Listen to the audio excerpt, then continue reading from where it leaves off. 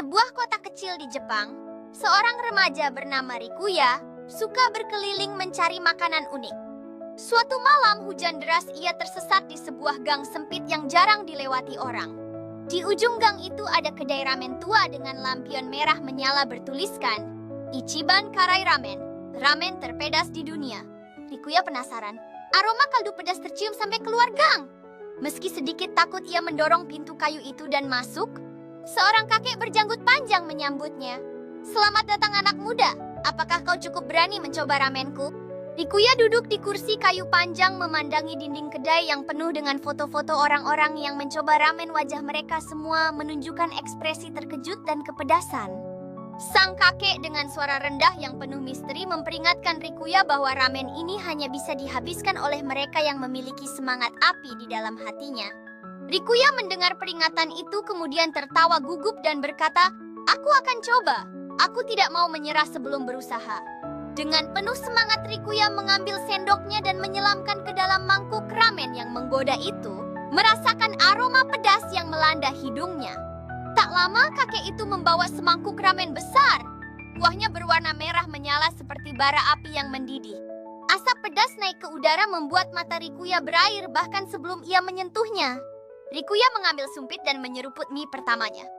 Seketika lidahnya seperti terbakar, wajahnya memerah, keringat bercucuran. Rasanya pedas sekali, seolah naga menyemburkan api ke dalam mulutnya. Suapan demi suapan Rikuya berjuang, tangannya gemetar dan keringat menetes dari dahinya. Dalam imajinasinya Rikuya merasa sedang berhadapan dengan seekor naga merah raksasa yang mengeluarkan api dari mulutnya. Setiap gigitan mie adalah pertempuran melawan api. Kalau aku menyerah sekarang, aku tidak akan pernah tahu rasanya menyelesaikan tantangan ini, pikirnya. Dengan tekad bulat ia terus melanjutkan. Setiap suapan menjadi lebih berat, tetapi semangat juangnya semakin membara. Dengan setiap gigitan ia merasakan kekuatan baru mengalir dalam dirinya. Setelah setengah mangkuk, tubuh Rikuya mulai lelah, tapi ia teringat kata-kata ayahnya. Keberanian bukan berarti tidak merasa takut atau sakit, tapi berani melangkah meski semua terasa berat.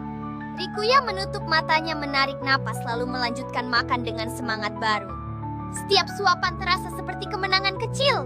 Orang-orang di foto di dinding seakan memberi semangat padanya. Akhirnya ia sampai pada suapan terakhir.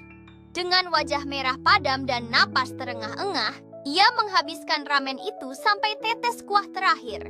Kakek itu bertepuk tangan, senyum lebar di wajahnya.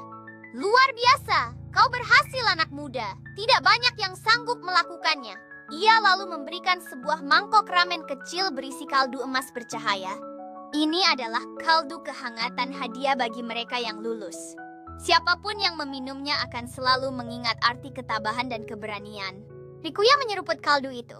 Rasa hangat menyebar ke seluruh tubuhnya, bukan pedas melainkan menenangkan, seolah menguatkan hatinya. Dengan setiap seruput dia merasakan kenangan masa lalunya dan pelajaran berharga yang telah diajarkan oleh kakeknya. Ketika Rikuya menoleh ke sekeliling, ia mendapati kedai itu kosong. Di tangannya masih ada mangkok kecil berisi sisa kaldu emas. Ia tersenyum, jadi ini bukan sekadar ramen, ini adalah ujian keberanian. Sejak hari itu, Rikuya tidak hanya dikenal sebagai anak yang berani mencoba ramen terpedas, tapi juga sebagai seseorang yang tidak mudah menyerah dalam menghadapi tantangan hidup. Kisahnya menginspirasi banyak orang di sekitarnya, mendorong mereka untuk menghadapi ketakutan mereka sendiri. Rikuya menjadi simbol keberanian di komunitasnya, sebuah pengingat bahwa setiap tantangan bisa diatasi dengan tekad yang kuat.